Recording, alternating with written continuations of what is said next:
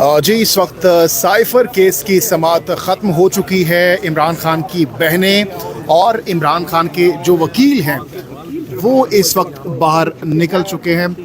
सलमान सफदर साहब जो हैं वो इस वक्त आ रहे हैं, उनसे हम पूछेंगे कि क्या कुछ आज की समाअत में हुआ।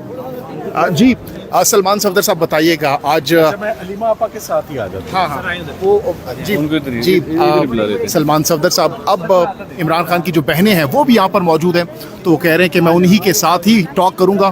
तो आइए उनसे गुफ्तगू करते हैं, पूछते हैं कि अंदर आज क्या कुछ हुआ है। जी सलमान सफदर साहब बताइएगा। अदनान थोड़ा एक दिन में भी नहीं खत्म हो जाए, ये केस खत्म हो जाए।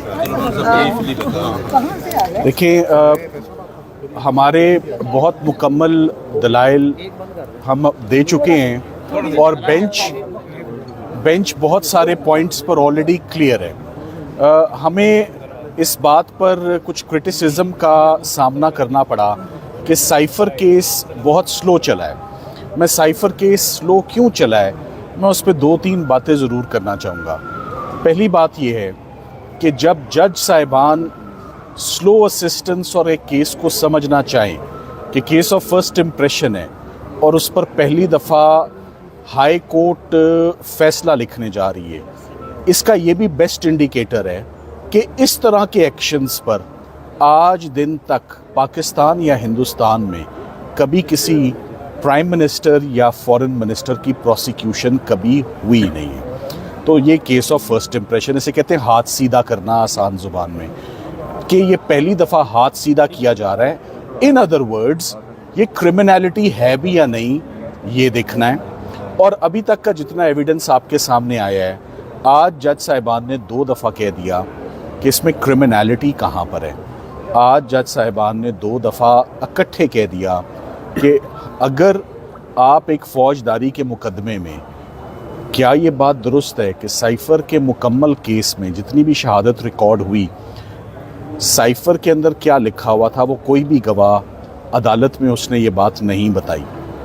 उनका जवाब था ये बात दुरुस्त है। क्या ये भी दुरुस्त है कि साइफर का डॉक्यूमेंट कभी मंजर आम पर नहीं आया? उन्होंने कहा ये भी दुरुस्त है। तो आज जो सरकार अपना सारा केस साबित करना चाह रही थी, बड़े मज़े की बात है जो आपको बताने वाला हूँ। आज सरकार अपना सारा केस एक ऐसी किताब से बताना चाह रही थी जो किताब हमने मांगी तो उन्होंने कहा सीक्रेट है, आपको नहीं मिलेगी। जज साहब ने मांगी तो उन्होंने कहा ये सीक्रेट है, आपको नहीं मिलेगी। आईओ ने मांगी तो उन्होंने कहा सीक्रेट है, आपको नहीं मिलेगी।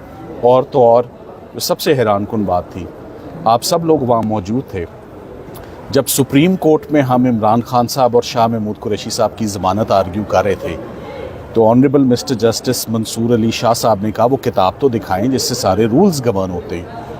तो सरकार के तीनों वकला ने जो पेश हुए, उन्होंने कहा सॉरी ये किताब हम आपको नहीं दे सकते, जिस पे जज साहिबान बहुत हैरान भी हुए, नाला भी हुए कि हमने ज़िंदगी में कभी ऐसा नहीं सुना कि हम कोई कानून मांगे, कोई इंस्ट्रक्शंस मांगे, कोई गवर्निंग लॉ मांगे और हमें ये कहा जाए कि आप ये नहीं देख सकते।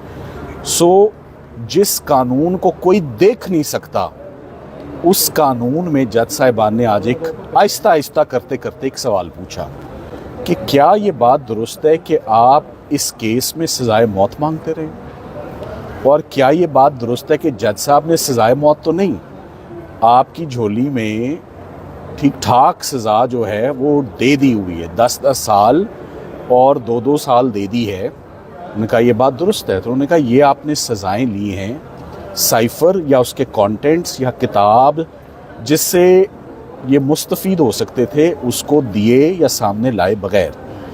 तो ये आज 2 दफ़ा ये सुनने में आई बात कि जो भी शक होगा ना किसी भी पॉइंट का, उसका फ़ायदा मुलज़िमों को मिलता है और उन्हीं को मिलेगा।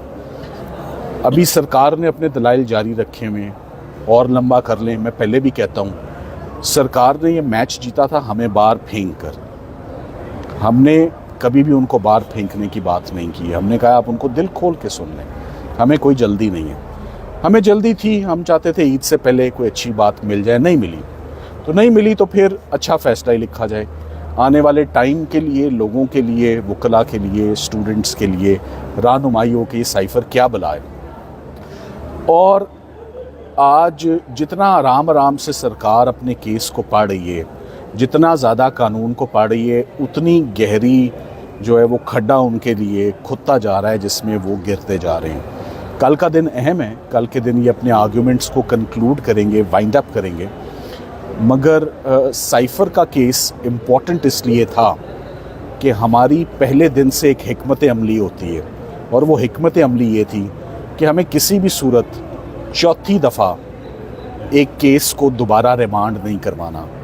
मैंने आपको पहले भी एक दफ़ा बोल दिया था, आमद हुई थी, आज फिर बोल देता हूँ। 4 मौके CSS की अटेम्प्ट में भी नहीं मिलते, 4 मौके मियाँ बीवी को भी नहीं मिलते। तो जज अबू असनाद जुल्करनैन साहब को कैसे 4 मौके मिल जाएं कि एक ही केस पे वो चौथी दफ़ा अपना हाथ सीधा करें, और चौथी दफ़ा जो केस में कमियां रह गई हमसे सुन के उन कमियों को पूरा कर लें, फ्लॉज को, डिफेक्ट्स को, शॉर्टकमिंग्स को, लकूनास को, उनको फिलअप कर लें वो। सो जज साहिबान का ये बड़ा दुरुस्त फैसला है कि वो इस केस को मेरिट्स पर डिसाइड करने वाले हैं, और ये अब फैसला इसी हफ्ते आपको इंशाल्लाह सुनने में मिलेगा। और साइफ़र का केस मेरिट्स पर, अभी तक और जितने भी केसेस हैं मेरिट्स पर, ये खान साहब का पहला केस है। तो देख लेते हैं कि इमरान खान साहब ने कौन सा जुर्म किया है, शाह महमूद कुरैशी साहब ने कौन सा जुर्म किया है, बड़ा जुर्म किया है या छोटा किया है। उन्होंने तो सब लगाया है कि कहीं ना कोई दवाई तो लड़े ना। वो जो मैंने कहा था, हकीम साहब 4 दवाइयाँ हर किसी को दे देते थे, कामयाब प्रैक्टिस थी। तो किसी ने पूछा कि आपकी कामयाब प्रैक्टिस कैसे है, उन्होंने कहा 4 गोलियां देता हूँ, कोई तो लड़ेगी। तो खान साहब को इतनी सज़ाएं उन्होंने सुना दी कि कोई सज़ा तो लड़ेगी। ऐसे नहीं होता। You have to be very categoric, you have to be very specific. ये किसी की लाइफ लिबर्टी की बात है। ये बात मैं ज़रूर कहूँगा कि जब एक वज़ीर आज़म बिहाइंड द बाज हो, जब एक seasoned foreign minister behind the बाज हो, तो उनकी एक टॉप प्रायोरिटी बनती है। इमरान खान साहब को बिल्कुल स्पेशल नहीं ट्रीट किया जा रहा। अगर मैं ये डिमांड करूँ ना, बिल्कुल स्पेशल नहीं है। स्पेशल ये होता है कि मैं कहूँ आज ही फैसला सुना जाएगा। मुझे इमरान खान साहब की और सब लोगों को इमरान खान साहब के केस में आते हुए 2.25 माह हो गए साइफ़र आर्ग्यू करते हुए। रमज़ान से पहले, ईद गुज़रे 2 हफ्ते हो गए, ये रमज़ान से पहले आर्ग्यू करना शुरू किया। सो अब बहुत मुनासिब होगा इंशाल्लाह, मेरी जज साहब से यही तवक्को होगी कि साइफ़र का केस एक आध दिन में सरकार अपने दलाइल मुकम्मल करके, तो हमें जो हक है, अगर एविडेंस को स्मैश हुए 15 दिन हो गए हैं और ख़ान साहब और शाह साहब अगर अभी भी बिहाइंड द बार्स हैं, तो ये ज़्यादती है। हमने ज़मानत किसी दिन नहीं मांगी, ना ज़मानत मांगेंगे हम। एक स्टिग्मा होता है कन्विक्शन का, तो स्टिग्मा अगर कन्विक्शन का मिला है तो हम चाहते हैं that should be rinsed, that should be washed. And ये इनको दोनों को इन चार्जेस से, एक बात मैं और कहता चलूँ, आज एक शख्स को जब बरी किया जाता है तो 2 बातों पर बरी किया जाता है। एक जुमला बोला जाता है कि शक का फ़ायदा, हमें शक का फ़ायदा नहीं चाहिए, शक के फ़ायदे वाला केस ही नहीं है। ये केस है जहां पर prosecution has totally entirely failed political victimisation का केस है। अंग्रेज़ी में बताता हूँ, बेनिफिट ऑफ डाउट नहीं चाहिए, ये बेनिफिट ऑफ डाउट का केस नहीं है। आज 1-2 दफ़ा मेरे सुनने में आई बात, अगर ये होगा तो शक का फ़ायदा किसको मिलेगा।